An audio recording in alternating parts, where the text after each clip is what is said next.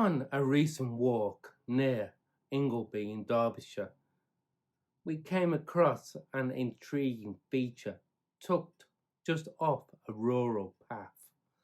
A weathered stone simply marked on the Ordnance Survey as the Hangman stone.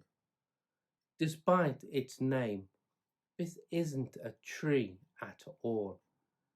Yet local legend calls it the hanging tree, a misnomer that speaks more to the folklore of surrounding the place than to any surviving branch or buff.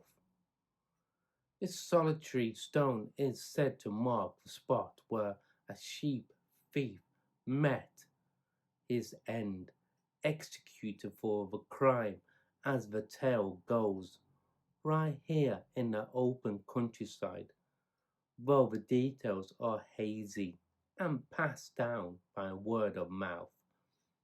The site has become a curious stopping point for walkers and history seekers alike.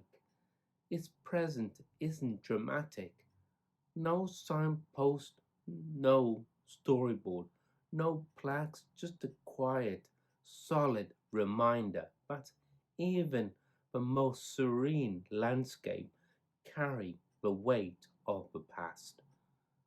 The Hangman Stone is part of wider tradition in rural Derbyshire, where executions sometimes took place at crossroads, beneath ancient trees, or beside lone stones.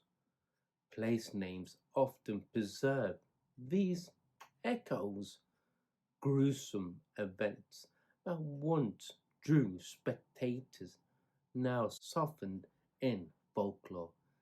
Interestingly, 19th century records mention a great elm tree in Ingleby, said to be over 600 years old by 1857, though no direct connection to the execution site survives. For those walking between Heath Wood, Foremark, and Repton, the stone appears quietly among the scenery. There's no fanfare, just an assuming monument to a time when justice was swift, public, and severe. Sheep theft might seem petty by today's standards, but in the 18th and early 19th centuries, it was a serious crime, punishable by death under the 1741 Sheep Stealing Act, part of the infamous Bloody Code, which listed over 200 offences. Though hanging was legally possible, it was not always enforced. Many juries chose to undervalue stolen animals to avoid condemning thieves to death. Nonetheless, harsh examples were occasionally made. In April 1801, John Trick and William Ford were hung in Exeter for stealing 2 sheep each. Around the same time, John Boyer faced the gallows in Staffordshire for similar crimes. Even women weren't spared.